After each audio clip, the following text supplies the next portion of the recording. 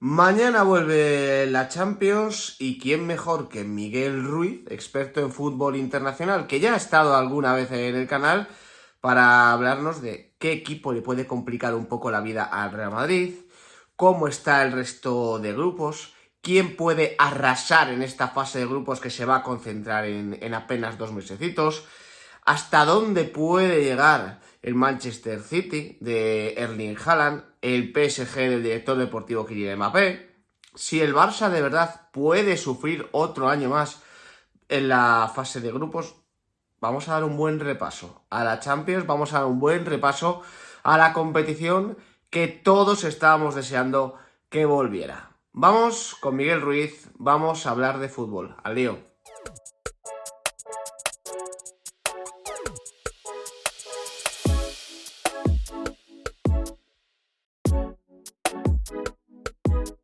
¿Qué tal, familia? ¿Cómo estáis? Como os decía en la entradilla, tenía ganas de hablar otra vez con Miguel Ruiz. Este 6 de septiembre ya empieza la Champions otra vez.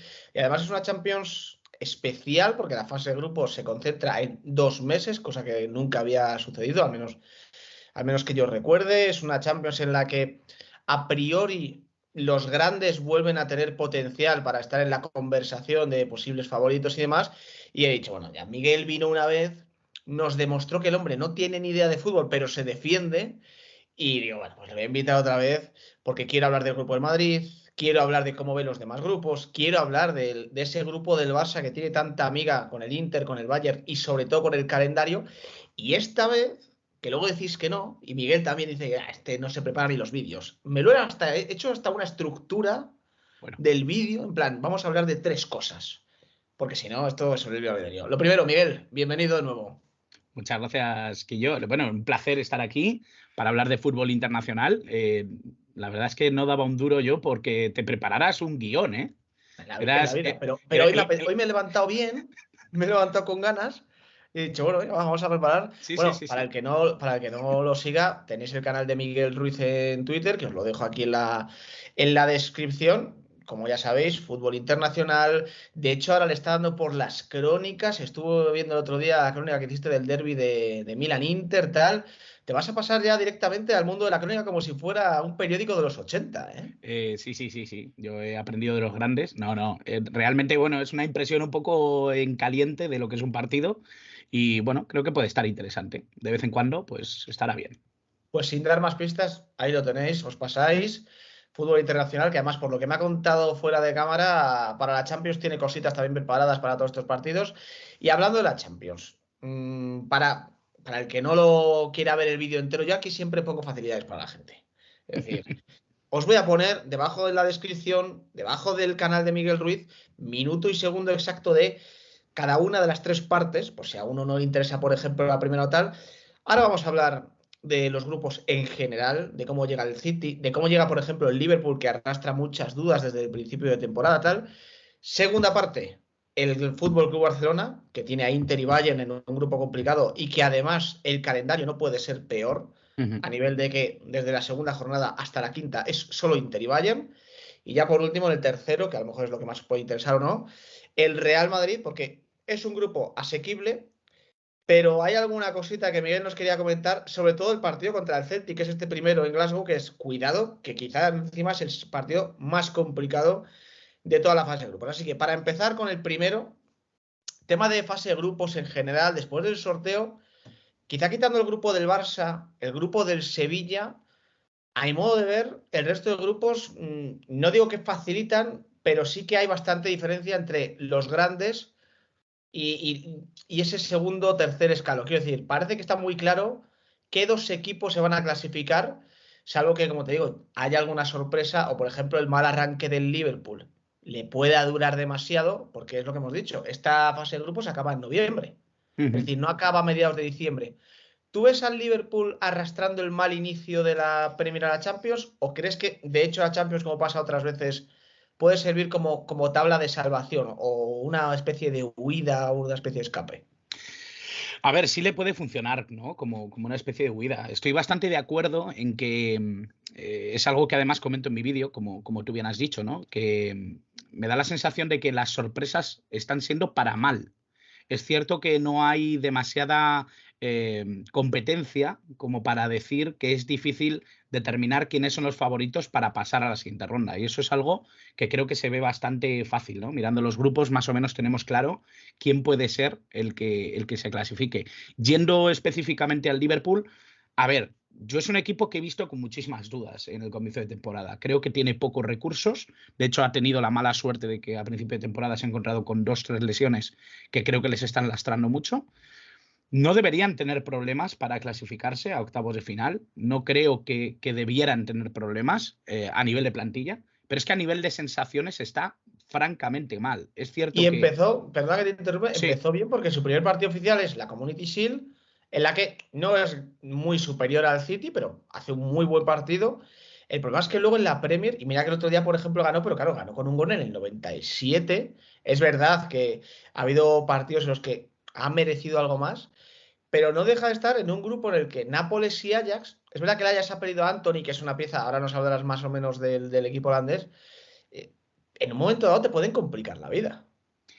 sí, sí, sí, sí. Bueno, a ver, el Ajax es un equipo que está en reconstrucción, ¿no? Me da la sensación de que quizá es el equipo más dudoso dentro del grupo. Creo que el Nápoles es un gran equipo. Creo que es un fútbol que está convenciendo muchísimo en Italia. Además, he hablado hace muy poquito con Irati Prat, precisamente para hablar un poquito de fútbol italiano. Las sensaciones que tenemos ambos es que el Nápoles quizá es el tercero en discordia, junto a Inter y a Milan, con más garantías para poder disputar el Scudetto. Estamos hablando de un equipo ya hecho, que con Spalletti yo creo que han crecido mucho. Y el Ajax quizá es un equipo que sí que puede disputar sus partidos con menos perjuicios, con menos problemas para intentar echarlo todo, ¿no? Y eso al Liverpool se le puede complicar. Es cierto que yo tengo muchas dudas con el Ajax por el hecho de que se tiene que reconstruir prácticamente desde los cimientos. De hecho, hay varios jugadores que incluso se sabe que en enero podrían tener incluso también nuevo destino, ¿no? Entonces, es cierto que es bastante complicado para el Ajax mirar esta fase de grupos y decir que lo tiene todo hecho. Creo que hay muchas dudas. De hecho, el Rangers, por ejemplo, sí que es un equipo que se ha metido desde fase previa, que ha hecho una buena temporada, pero que el otro día perdió precisamente contra el Celtic 4-0. Es un equipo que también está encontrando muchos problemas, el de Van Bronckhorst. Y es lo que me da, de alguna manera, cierta confianza en que Klopp no se va a descarrilar, ¿no? Creo que el Liverpool tiene plantilla para encarar esta fase de la Champions. Creo que la fase de grupos, como tú bien dices, va a estar complicada, sobre todo por los tiempos, por cómo está configurada, por lo exigente que va a ser, pero no debería tener problemas. Es que a nivel de plantilla es con diferencia el mejor del grupo, esto es sin discusión, pero es que pienso que entre Liverpool y Napoli y el resto hay muchísima diferencia de calidad, hay muchísima diferencia de plantillas. Por lo tanto, a nivel de rendimiento es cierto que podemos tener dudas, pero el Liverpool tendría que ser con mucha facilidad un equipo de octavos. ¿De primero de grupo o ahí ya depende del duelo contra ti? Ahí ya podemos dudar. Yo creo que el Nápoles, además, es un equipo que se suele hablar poco, porque es cierto que como que a los equipos italianos ya les restamos un poquito el tema ambiente, pero San Paolo, el estadio Diego Armando Maradona, es uno de los más complicados para visitar. Y esto es algo que nos pueden demostrar sus resultados en casa de las últimas 2 temporadas. Y creo que es algo que se tiene que valorar y que se tiene que poner en perspectiva. Y creo que Anfield también es un estadio duro, pero creo que Nápoles puede aprovechar mucho esas sensaciones, ese rendimiento que estamos viendo a nuevos jugadores como Kvaratskhelia, por ejemplo. Creo que está en un muy buen estado de forma y creo que ahora mismo lo tienen que aprovechar. Luego ya mirando el resto de grupos, bueno, más o menos es sota, caballo y rey en muchos, quiero decir, el La Atlético mayoría, de sí. Madrid lo más normal es que se meta en octavos de final. El del Barça ya lo tocaremos. El que más dudas puede despertar es el grupo D porque hay mucha igualdad, pero el Tottenham debería meterse. Hay un grupo Ujú. en el que yo tengo ciertas dudas. Bueno, hay dos. Uno es el del Sevilla, aunque se me están disipando bastante con este inicio del Sevilla. Es decir, el Sevilla ahora mismo está para mirar un poquito más centrado a la liga y no empezar a meterte a la zona de abajo. Y luego está el tema del grupo H. En el grupo de la Juve, lo más normal es que el PSG se dé un paseo. Y si me dices hace 5 años, te digo, va, y la Juve como segundo. Pero, aunque al Benfica le hayan quitado a Darwin Núñez, ¿tú le ves con capacidad de poder discutirle a la Juve la segunda plaza o no le va a dar para eso? Bueno, de momento llevan un pleno en Liga. Es cierto que en Primera Liga lo está haciendo francamente bien. Es el único equipo que lo ha ganado absolutamente todo, porque se confiaba mucho, por ejemplo, en el Sporting de Rubén Amorim, que es cierto que ha perdido piezas, pero lo estaban haciendo muy bien. Pero Benfica, la verdad es que está haciendo muy buen trabajo en este comienzo de temporada. Es un equipo que creo que puede meter miedo. Con Roger Smith, yo tenía dudas de la llegada del nuevo entrenador, después de Verísimo. Creo que me planteaba ciertas dudas, pero lo está haciendo francamente bien. Creo que es un equipo que puede plantar batalla. De hecho, en mi vídeo yo, si no me equivoco, sí que planteé un poco esa duda, ¿no? Creo que el Benfica sí que es un equipo que puede mover un poquito el árbol, ¿no? A modo de lo que hemos comentado quizá del Ajax, ¿no? Un equipo en construcción, pero que tiene una plantilla que sabe jugar, que tiene además cierta experiencia en competiciones internacionales. Eh, es cierto que la Juventus a mí me echa un poquito para atrás el tema Allegri. Es que no me da ningún tipo de confianza la Juve. Es cierto que tiene jugadores que eh, siembran la diferencia siempre en todos los partidos, pero muchas veces no les es suficiente. Digamos Necesitan... que podría ser un caso parecido al del Barça la temporada pasada con el propio Benfica, es decir, un equipo con dudas Sí, y que el Benfica en un momento dado, evidentemente, sobre todo en Portugal, te puede ganar, claro. sí.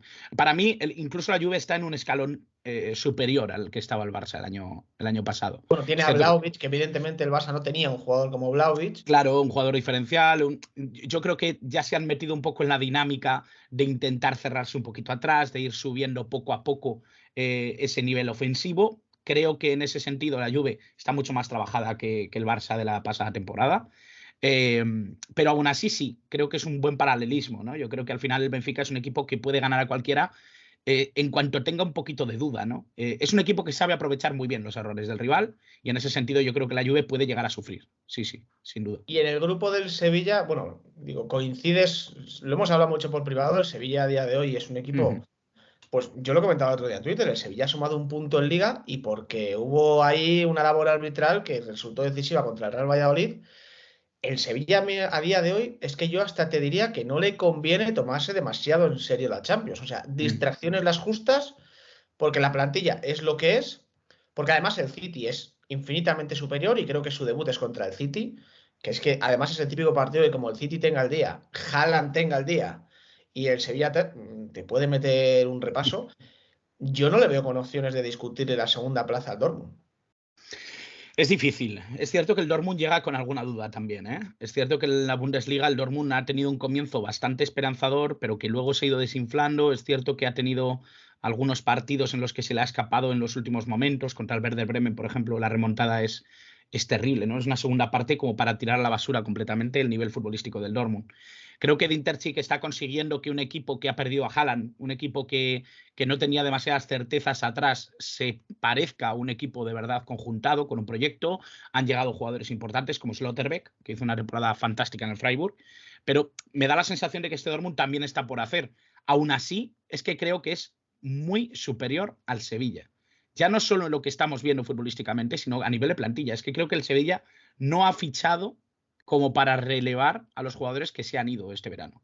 Y eso a mí me parece muy grave, sobre todo cuando hablamos de Champions League, porque en la liga te puede dar para más o menos vivir una temporada tranquila en la que incluso con un poco de suerte acabes en Conference o en una plaza de Europa League. Es que te puede dar para eso. Pero en Champions no. Es que en Champions no se perdona. Y en Champions, a nada que tienes un despiste, a nada que tienes un error, se te puede condenar. Y además es que estamos hablando de tres equipos importantísimos. Pero es que el Copenhague, que a pesar de que ha perdido a un jugador que para mí era muy importante, es cierto que el Copenhague te puede complicar los partidos. Tiene una capacidad para jugar en casa que te puede hacer daño. Y igual que pasa un poco con el grupo H, ¿no? Que está el Maccabi Haifa, que es uno de esos equipos que sabes que no te va a plantear demasiados problemas deportivos, pero sí que te los puede plantear en su casa. Con el Copenhague pasa algo parecido, ¿no? Y en este sentido yo creo que no se puede confiar nadie. Veo a los de Lopetegui muy difícil que puedan continuar en esta Champions League. Igual me sorprendo, igual vemos un equipo completamente distinto, pero me sorprendería mucho, la verdad. A mí me extrañaría. Y hablando, has hablado de que te condenan los errores en la Champions y tal. Me viene bien para enlazarlo ya con la segunda parte del vídeo. Hay un Ujú, grupo en el que cometer un error es casi quedarte fuera, que es el grupo del Barcelona. La gente ya lo ujú. sabe, es Barcelona, Inter, Bayern, Victoria Pilsen. Hombre, Victoria Pilsen es la cenicienta yo te diría que, pues, salvo que se haga un Sheriff Tiraspol el año pasado en el Bernabéu, que de repente se te salga un partido redondo sin quererlo, es un equipo de 0 puntos. Es un equipo de 0 puntos en toda la fase de grupos. Y yo creo que se lo van a jugar todo entre Bayern, Inter y el Barça. Yo, teniendo menos conocimiento que tú de fútbol internacional, sí que considero que el Bayern es el favorito para ser primero de grupo. Es verdad que el Barça tiene una plantilla muy potente, pero creo que el Bayern tiene una plantilla ya más trabajada, llevan muchos años jugando a lo mismo. Creo que Nagelsmann, eh, a mí no me gusta, me parece muy extravagante para según qué cosas, pero bueno, el fútbol que practica el Bayern ya parece que se va haciendo más a ese estilo Nagelsmann, que al principio sorprendía mucho, pero ahora, bueno, tal. Inter y Barça los veo más parejos, quizá ve un peldaño por encima del Barcelona, pero lo que quería comentar contigo es, hay un calendario que es absolutamente criminal, es decir, el Es Barça horrible. empieza con el Victoria Pilsen, lo normal es una victoria fácil, que de hecho le puede venir muy bien, porque es una victoria que le va a dar confianza, típico partido que puedes golear en casa, pero es que luego es Bayern-Inter, Inter-Bayern, creo que es además así, ¿no? Algo así. Sí. Eh, ahí la sensación que tú tienes, es decir, tú también piensas que el Bayern es favorito. ¿Dónde puede estar la clave? Yo creo que la clave va a estar en los duelos Inter-Barça, sobre todo en Italia, porque sí que creo que el Barcelona en casa debería superar al Inter. Sí, yo estoy de acuerdo. A ver, para empezar, veo que en este grupo hay un claro favorito, que es el Bayern. Me da la sensación de que es el equipo más hecho, como tú bien has dicho, ¿no? Es algo en lo que además soy muy pesado en mi vídeo. Creo que el Bayern ahora mismo está, no un peldaño, está varios peldaños por encima de lo que vimos el año pasado, que era un equipo que recibía las ideas de Nagelsmann entre muchas dudas, con un delantero que, a pesar de que hizo muy buenos números, no terminaba de encajar un poco en la idea tan móvil ofensivamente que traía Nagelsmann del Leipzig, y que yo creo que ahora se acerca un poco a lo que quiere Nagelsmann de este equipo. Es cierto que ha Digamos, tenido un... para los que no lo conozcan, el Bayern de Nagelsmann es un poco en el que la figura del 9 clásico, lo que es Lewandowski, que tú lo has dicho, es un tío que se harta a meter goles porque es buenísimo, Sí. pero es una figura prescindible para Nagelsmann. Es decir, es un equipo que no juega con una referencia arriba. Sí, de hecho, bueno, si vemos partidos del Leipzig, es cierto que es un equipo que tenía armas como para jugar ahí. Como Poulsen, sin ir más lejos, era un delantero que utilizaban como recurso en muchos minutos, pero jugaban normalmente con Timo Werner, que todos conocemos que es un delantero que sí que ha tenido buenas cifras en Alemania, pero que no era un delantero centro al uso. Se movía mucho, caía a banda. Bueno, tiene ese tipo de juego que yo creo que con la plantilla actual que tiene el Bayern beneficia mucho a Nagelsmann, ¿no? Me da la sensación de que este equipo está en crecimiento, pero ya empieza a coger ciertos conceptos que pueden ser los que definan el proyecto de Julian Nagelsmann en este equipo. Partiendo de ese punto, sí que pienso que son los Inter-Barça o los Barça-Inter los que puedan definir qué pasa en este grupo. Y luego hay otro tema. Es cierto que el Victoria Pilsen es un equipo que plantea la situación desde los 0 puntos, estoy completamente de acuerdo contigo, pero cualquier despiste te mata. Sí, sí, Y totalmente. es cierto que en un partido tonto te hacen un gol, no sabes cómo reaccionar o se cierran atrás y te empiezan a plantear problemas y cualquiera de los tres puede sufrir. Y eso es algo que tenemos que entrar a valorar. Y eso es la sensación un poco que tengo. Creo que entre los tres favoritos, el que menos hecho veo, a pesar de que el Barça esté en construcción y creo que este año va a ser todavía de esos en los que tienes que terminar viendo encajar todas las piezas, porque no es fácil que en un año esto funcione. Sí me da la sensación de que el Inter no termina de carburar. Lo vimos precisamente contra el Milan en el derbi de la Madonina. Creo que es un equipo que atrás se disuelve muy rápido. Skriniar y De Vrij son la sombra de sí mismos. Bastoni yo creo que es un defensa que tiene mucho futuro pero que no termina de encajar. Si no está inspirado Çalhanoğlu, sufren una barbaridad. Es un equipo que tiene muchas trabas para ser regular. Y eso en Liga les puede valer, un poco ejemplo del Sevilla. Creo que va a ser el equipo de más que dispute el Scudetto, pero es por pura calidad. Es que el 80% de los partidos el Inter los gana por inercia y por toda la calidad que tiene para atacar. Pero es cierto que luego en Champions League este tipo de errores te condenan y este tipo de errores son los que pueden llevar a un Barça que no está del todo hecho a poder ser segundo de grupo con relativa facilidad, entre comillas, ¿vale? Quiero poner esto entre comillas, porque cualquier partido en Champions te va a exigir muchísimo y obviamente estamos hablando de tres equipos que fácilmente van a estar disputando el título de liga. Y eso es algo que son palabras mayores, obviamente. Bueno, ha habido un par de nombres, sobre todo el de Skriniar, que yo hay, claro, hay un contexto muy especial que es Skriniar ha sonado todo el verano para irse al PSG y tal. Correcto. Es lo típico que podía tener la cabeza en otro sitio. A lo mejor ahora se centra. Pero bueno, yo sí que por plantilla, todo lo que ha invertido el Barcelona este verano, Lewandowski, que es un salto diferencial, etcétera, la defensa con Araujo y Koundé no tiene nada que ver con la del año pasado. Creo que es mejor que el Inter, pero si contra el Victoria Pilsen no puedes salir a verlas venir porque te puede pintar la cara, yo repito, siempre pongo el mismo ejemplo, el del Sheriff de Tiraspol del año pasado en el Bernabéu, que el Madrid remata 30 veces, pero es el típico partido que no te sale ni una y ellos Es que es tirando tres así. te hacen 2 goles. Contra el Victoria Pilsen no puedes, pero es que contra el Inter, aunque no esté bien hecho todavía, menos porque es verdad que hay zonas en las que el Inter puede dejar mucho que desear, pero arriba este año tiene dinamita. Sí, este año y cualquier otro. Realmente es cierto que el año pasado habían perdido a Lukaku, es cierto que había ciertas dudas sobre quién era la pareja para jugar, pero, pero es verdad que para que llegue el balón arriba con ciertas garantías necesitas una construcción de juego que el Inter de vez en cuando no tiene, ¿no? Es cierto que confía mucho, mucho, mucho en las bandas. Dumfries es una de las piezas clave en este equipo. Es un jugador que juega en banda derecha, carrilero, internacional por Países Bajos. Gosens en la otra banda yo creo que también puede llegar a ser muy importante esta temporada.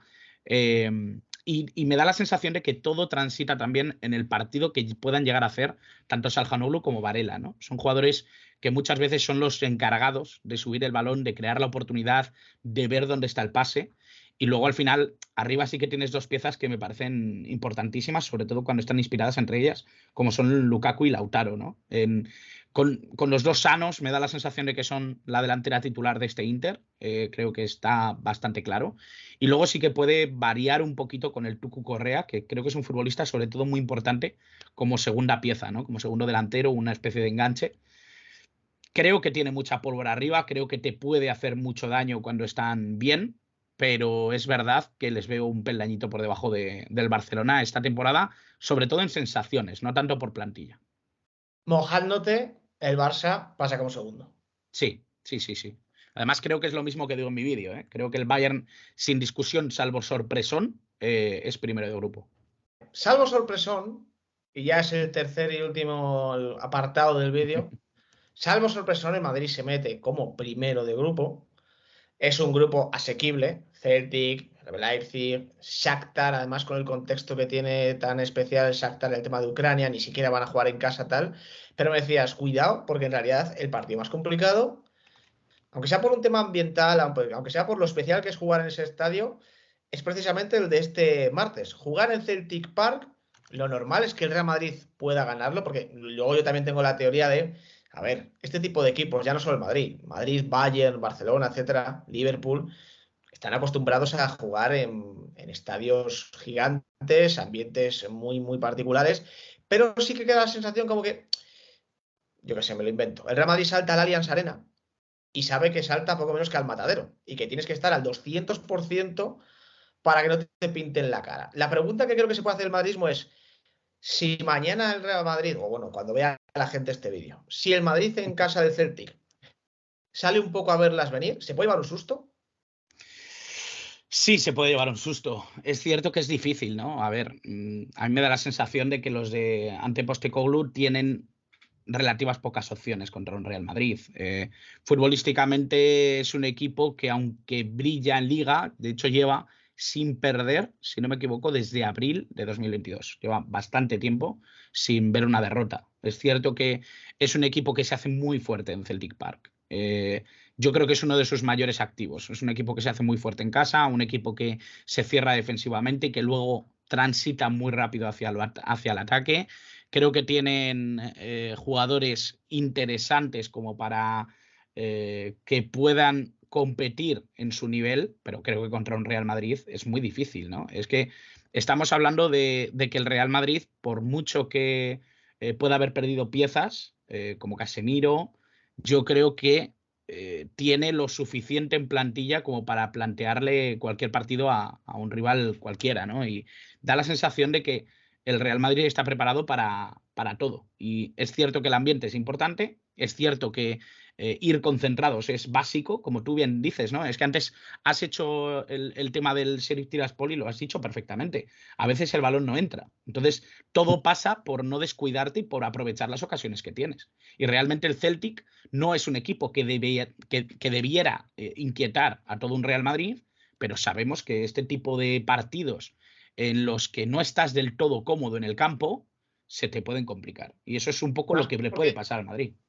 supongo que el Celtic, yo no lo tengo visto evidentemente, pero las veces que lo he visto en Europa, ante equipos sobre todo más o menos de, no nivel Real Madrid, pero sí equipos importantes, yo doy por hecho que planteará un partido de fútbol súper directo, es decir, el Celtic asume que no va a tener la pelota, entonces va a ser súper directo.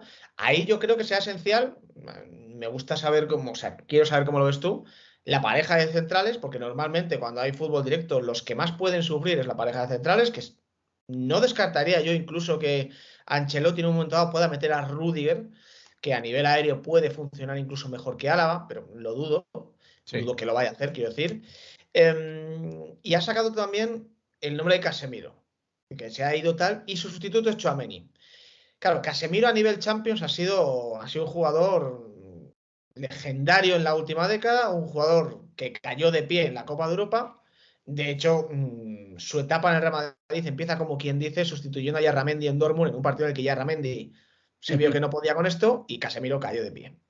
Tchouaméni, que en Liga de momento lo está abordando, que es una absoluta locura. ¿Cómo le ves para un escenario como la Champions? Que sí, evidentemente, de momento los rivales no son de gran entidad, pero la Champions siempre te va a exigir más que la Liga, salvo que la Liga estés jugando un partido contra el Atleti o un partido contra el Barça o tal. Bueno, a ver, yo a Tchouaméni le veo nivel top ahora mismo. Es cierto que me parece que por condiciones y características es un jugador que tiene que destacar en este tipo de eventos, ¿no? Es cierto que es donde vamos a medir En la precisamente Champions. Claro, claro. Sí, sí, sí, sí. En la Es Champions en decir, general. para diferenciar, digo, a lo mejor tiene que destacar No, contra el no. Celtic, no, directamente No, en la Champions. claro, tiene que destacar en la Champions. Es donde de verdad vamos a medir la capacidad de este jugador, ¿no? Hace muy poquito, no sé en qué tuit, ¿no? Lo decía, me afeaban un poco el haber dudado, ¿no? Porque dije que creía que a Tchouaméni, a pesar de que le estábamos viendo hacer partidazos, creo que le teníamos que ver contra rivales de mayor entidad. Y es que realmente el Real Madrid tiene que exigirse eso con toda su plantilla. Realmente da igual que sean 20 minutos que 90. Al final tienes que estar a tope en todos los partidos. Y es cierto que el Celtic o cualquiera de los rivales que tienen en la fase de grupos no deberían plantearle demasiados problemas, pero hay que estar al 100% en todos. Cuando pasemos a octavos, a cuartos, cuando se empiecen a enfrentar con los grandes equipos, es donde se va a medir de verdad la calidad de estos jugadores. Yo no tengo muchas dudas con Tchouaméni. Creo que es un futbolista que va a encajar y va a caer de pie, como tú has dicho, en un Real Madrid en el que quiera aspirar a todo. Me da la sensación de que tiene la calidad para hacerlo. Es cierto que empezabas diciendo, ¿no? Que en un equipo tan directo que te puede provocar problemas, sobre todo a los centrales, a esa zona en la que Casemiro muchas veces se incorporaba, ¿no? Era un jugador un poco como el primer bastión defensivo en la zona de medio campo. Sí me da la sensación de que este Celtic además ha perdido una pieza importante que es Furuhashi, que es un japonés que tiene prácticamente todas las miradas de este equipo. Probablemente juega Giacomakis como titular en el partido contra el Real Madrid. A mí me estás vacilando seguro con los nombres. No.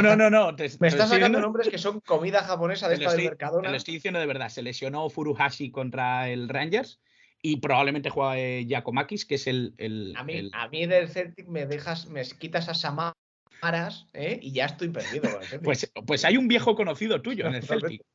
Está Jota, ¿Quién es? exjugador del Valladolid. Otro que no contaba para Sergio González, Le quiero mandar un saludo muy especial a Sergio González, que va último en Liga sin marcar ni un triste gol. Gracias por todo, Sergio. Pero bueno, quitando estos inventos que te has sacado tú de los Yatecomo Yakisoba, estos que has dicho del Celtic, y teniendo claro que quizás sea este el partido más complicado para el Real Madrid, igual que antes has dicho, ya no me acuerdo en qué grupo era, que había un equipo que era de 18 puntos, 18 posibles.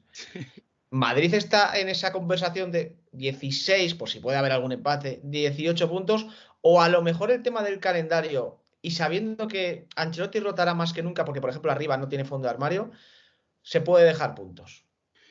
Se podría dejar puntos, pero es que me da la sensación de que este Madrid va a ir por la vía rápida a liderar el grupo y se acabó. Me da la sensación de que de que ahí es donde va a estar todo. Obviamente, para eso tienes que mirar un poquito también los resultados de los demás. Y no va a depender todo del Real Madrid, pero mientras el Madrid gane partidos, se puede encontrar con la última jornada la posibilidad de poner jugadores que quizá no cuenten tanto e incluso sacar todos los puntos, ¿no? Da la sensación de que este Madrid, incluso metiendo alguna rotación, sí que puede hacer cosas importantes en este grupo. A mí me da la sensación de que el Real Madrid no debería tener ningún tipo de problema por plantilla, por calidad y por sensaciones, porque no olvidemos que el Real Madrid está dejando una imagen muy buena en Liga también. Y es que eso es algo básico, ¿no? Porque más allá de la plantilla, que ya sabemos todos que esto es el Real Madrid, yo creo que las sensaciones son importantes, por supuesto. ¿Y quién le acompaña a octavos para terminar? Hombre, a mí ya sabes que no me gusta mucho mojarme. No, aquí hay que venir. O sea, viniste una vez No. y con tus santísimos bemoles me dijiste, no, la Liga la va a ganar el Barça. Imagínate ahora no mojarse en el Grupo de Madrid. O sea, No. Yo creo que le acompaña el Leipzig, probablemente. Creo que el Leipzig es un equipo.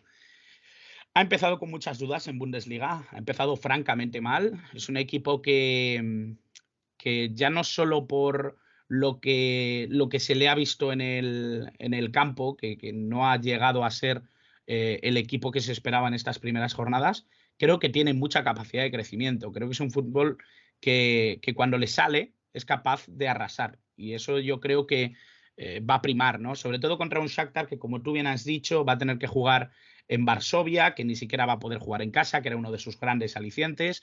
Un Shakhtar que además ha perdido gran parte de sus activos. Eso también es algo a tener muy en cuenta.